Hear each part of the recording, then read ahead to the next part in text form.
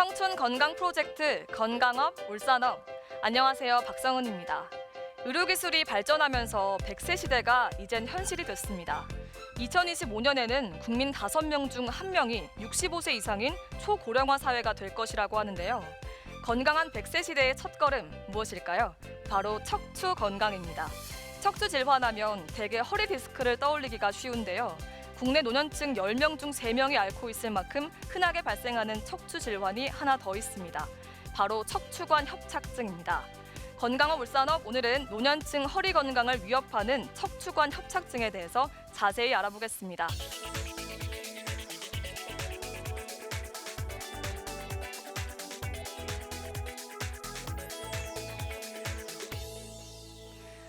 네, 선생님, 많은 분들이 사실 허리가 아프다 하면은 허리 디스크 아니야? 이렇게 생각하는 경우가 많은데요. 척추관 협착증, 이 말도 좀 어려운데 어떤 질환인가요?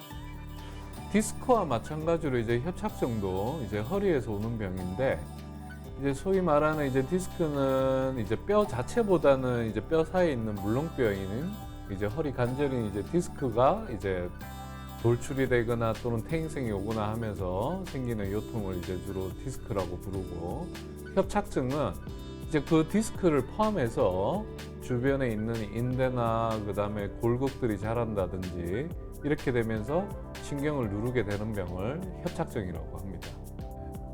척추관 협착증을 대표적인 노인 퇴행성 질환이다, 이렇게 이야기를 하는데요. 나이가 들면 척추관 협착증 환자가 많이 생기는 이유, 그리고 증상은 어떤지 궁금합니다. 협착증은 척추에서 발생되는 가장 대표적인 퇴행성 질환입니다. 그러니까 무슨 말인가 하면은, 우리가 이제 나이가 들면은 흰물이 생기고 주름살 생기는 것처럼 이제 척추에도 그런 퇴행성 변화들이 발생이 되는데, 주로 어디 부분이 주로 많이 생기냐면, 일단 디스크 간격이 좁아지게 되고, 그 다음에 디스크가 기능을 못하게 됨으로 인해서 그 주변에 있는 근육이나 또는 관절이나 인대들, 그 다음에 후관절이라든지 뼈까지 포함해서, 이런 뼈들까지 다 포함해서 퇴행성이 발생이 되기 때문에 이제 신경이 눌려지게 되는 그런 증상들을 일으키게 됩니다. 그러면 이런 궁금증도 생길 것 같습니다. 어른들에게서 많이 발생하는 질환이라면 그럼 10대들은 안심해도 되는 건가요? 네, 젊은 사람들은 이제 주로 이제 디스크가 주로 생기고, 10대에는 이제 주변에 있는 모든 그 척추 구조물까지 퇴행성이 오는 이제 그런 협착증은 10대에서는 발생이 되지는 않습니다. 그래서 이 젊은 친구들은 이제 허리가 아프다 하면은 먼저 디스크병을 생각해 봐야지 협착증을 생각하지는 않습니다. 선생님, 그러면 개인마다 뭐 차이는 있겠지만 사실 어르신분들 보면 조금 아프면 참고 견디는 분들 많잖아요. 나이 탓이겠거니 하고 넘기시는 분들도 있고요. 척추관 협착증 그냥 놔두고 치료받지 못하면 안 될 것 같은데 어떤가요?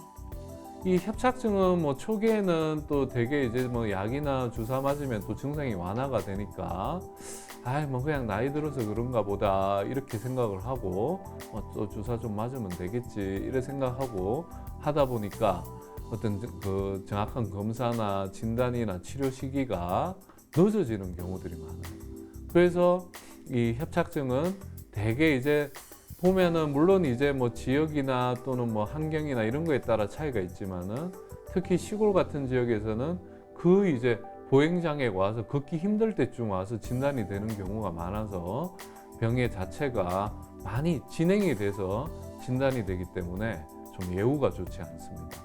그래서 이 디스크 파열처럼 초기에 빨리 증상이 확 나타나 버리면 빨리 치료가 되니까 비교적 디스크는 예후가 좋고, 반면에 이제 협착은 진행이 많이 돼서 진단이 되는 경우들이 많기 때문에 일반적으로는 조금 예후가 좋지 않은 병입니다.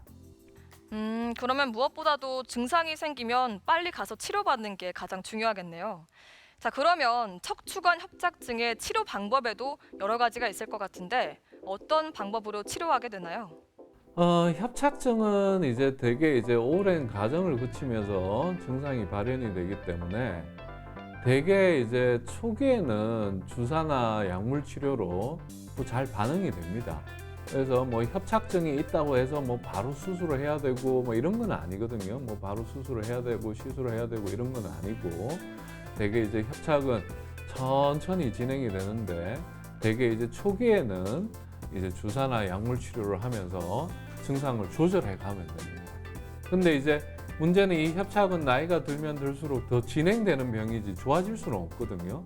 근데 이제 어느 순간이 되면은 주사 치료나 잘 반응이 되던 주사 치료나 약물 치료를 함에도 불구하고 증상이 잘 호전이 되지 않고 증상이 계속 악화가 된다면은 이제 그거는 이제 소위 말해서 보존적 치료로는 좋아지는 그 한계를 넘어가게 됩니다.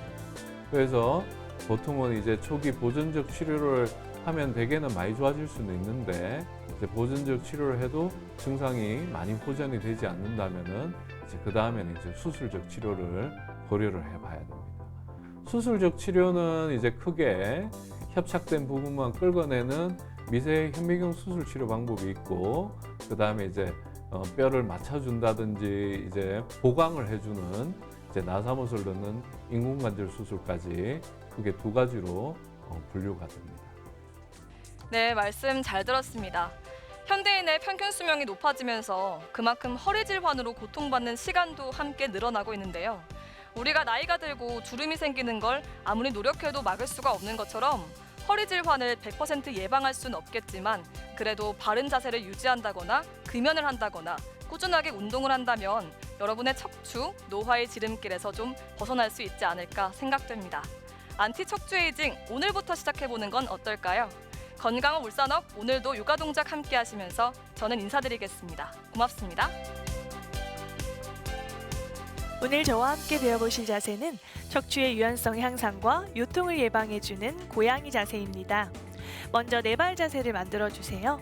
손은 어깨 넓이, 무릎은 골반 넓이로 벌려주시고 어깨 아래 손목, 골반 아래 무릎을 둡니다.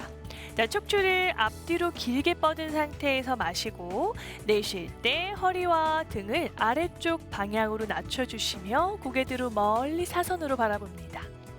다시 한번 호흡을 마시고, 내쉴 때 골반부터 동그랗게 말아 척추 하나하나 말아 턱 당겨 배꼽 바라봅니다. 자, 동그랗게 마신 상태에서 마시고, 내쉬며 다시 한번 골반부터 척추를 아래쪽 방향으로 지그시 낮춰 시선 멀리 바라봐 주세요. 이때 어깨가 으쓱하고 귀와 가까워지지 않도록 어깨를 끌어내려 귀에서부터 멀리 만들어줍니다. 천천히 자세 10번 반복해 주세요.